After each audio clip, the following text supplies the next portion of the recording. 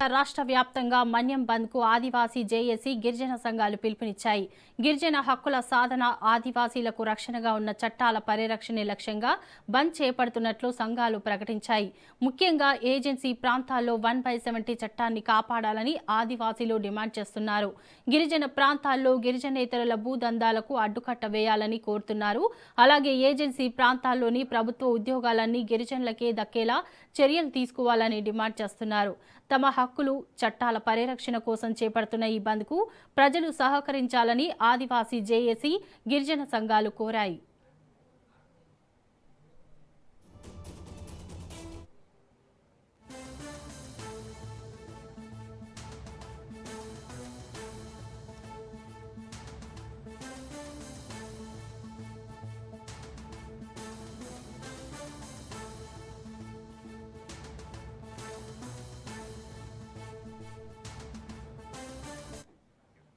ఏపీలో ఇవాళ రాష్ట్ర వ్యాప్తంగా మన్యం బంద్కు ఆదివాసీ జేఏసీ, గిరిజన సంఘాలు పిలుపునిచ్చాయి.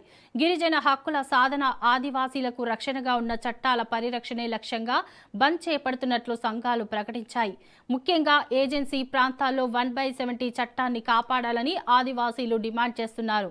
గిరిజన ప్రాంతాల్లో గిరిజనేతరుల భూదందాలకు అడ్డుకట్ట వేయాలని కోరుతున్నారు. అలాగే ఏజెన్సీ ప్రాంతాల్లోని ప్రభుత్వ ఉద్యోగాలన్నీ గిరిజనులకే దక్కేలా చర్యలు తీసుకోవాలని డిమాండ్ చేస్తున్నారు. తమ హక్కులు, చట్టాల పరిరక్షణ కోసం చేపడుతున్న ఈ బంద్కు ప్రజలు సహకరించాలని ఆదివాసీ జేఏసీ, గిరిజన సంఘాలు కోరాయి. ఇక దీనిపై మరింత సమాచారం మా ప్రతినిధి కిరణ్ అందిస్తారు. చెప్పండి కిరణ్. గుడ్ మార్నింగ్ శోభ. ఏదైతే గత కొద్ది రోజులుగా ఏజెన్సీ వాసులు పెద్ద ఎత్తున ఆందోళన సాగిస్తున్న సంగతి తెలిసిందే.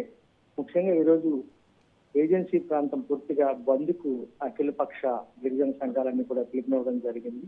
ప్రధానంగా వాళ్ళ డిమాండ్ జీవో నెంబర్ 3ని పూర్తి స్థాయిలో పునరుద్ధరించాలని చెప్పి, మరోవైపు 170 యాక్ట్ ని కూడా అమలు చేయాలి పగడ్బందీగా అని చెప్పి ప్రభుత్వాలను డిమాండ్ చేసి పెద్ద ఎత్తున ఈరోజు బంద్కు పిలుపునివ్వడం జరిగింది. ఈ నేపథ్యంలో మనం చూసుకున్నట్టయితే గత కొద్ది రోజులుగా చూసుకుంటే ఏజెన్సీలో ఉన్నటువంటి గిరిజనులందరినీ కూడా తీవ్ర ఇబ్బందులకు పాల్గొని చేస్తూ మైదాన ప్రాంతాల నుంచి పెద్ద ఎత్తున అక్కడ నిర్మాణాలు కొనసాగించడం, వాళ్ళ జీవనోపాధి కోల్పోయే తరహాలో ఉందని చెప్పి వాళ్ళు ఆరోపిస్తున్నారు. ఈ నేపథ్యంలోనే ఈ రోజు బంద్కు పిలుపునిచ్చారు. ఇంకో పక్క మనం చూసుకున్నట్టయితే జీవో నెంబర్ 3 ఏదైతే అక్కడ ఉన్నటువంటి గిరిజనులకు, స్థానిక గిరిజనేతరులను కాకుండా వేరే వాళ్ళకి ఉద్యోగ అవకాశాలు కల్పించడం అనేది కరెక్ట్ కాదు, ఖచ్చితంగా మాకు ఉద్యోగాలు మాకే ఇవ్వాలి అని చెప్పి వాళ్ళు డిమాండ్ చేస్తున్నారు.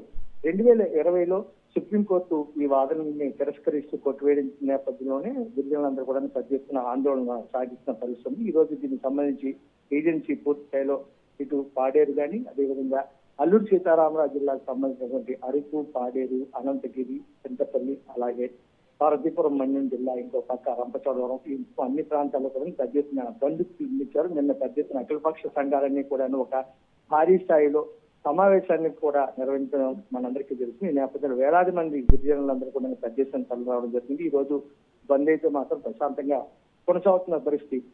ఎక్కడా కూడా వెయిట్ని కూడా అలౌ చేయలేని పరిస్థితితో పక్క చూసుకుని వ్యాపార కూడళ్లు కానీ, వ్యాపార సంస్థలన్నీ కూడా పూర్తి స్థాయిలో బంద్ పాటిస్తూ సంపూర్ణ మద్దతు, ఏదైతే గిరిజన సంఘాలు చేస్తున్నటువంటి ఆందోళన కావచ్చు, ఉద్యమం కావచ్చు, దీనికి సంపూర్ణ మద్దతు ప్రకటిస్తూ ఈ రోజు వ్యాపార సంస్థలన్నీ కూడా పూర్తి స్థాయిలో మూతపడే పరిస్థితి కనిపిస్తుంది. ఎక్స్ప్రెస్ లో కూడా వాహనాలను కానీ, అదేవిధంగా ప్రజలెవరిని కూడా రోడ్డు మీదకి రానివ్వబోము, అదేవిధంగా అందరూ కూడా గిరిజనులందరూ కూడా తమకు సహకరించాలని చెప్పి వీళ్ళందరూ కూడా ఉద్యమానికి పిలుపునిచ్చిన నేపథ్యంలో ఈ రోజు అయితే మాత్రం బంద్ ప్రశాంతంగా కొనసాగుతున్న పరిస్థితి. వాస్తవంగా ఈరోజు చూసుకున్నట్లయితే సెకండ్ సాటర్డే కాబట్టి ఈరోజు స్కూళ్ళకి కానీ, కాలేజీలకు కానీ గిరిజన ప్రాంతాల్లో సెలవు కాబట్టి పెద్దగా ఇబ్బందులు అయితే ఉండవని చెప్పి ప్రాథమిక అభిప్రాయం తెలుస్తుంది Shobha. Right, thank you Kiran.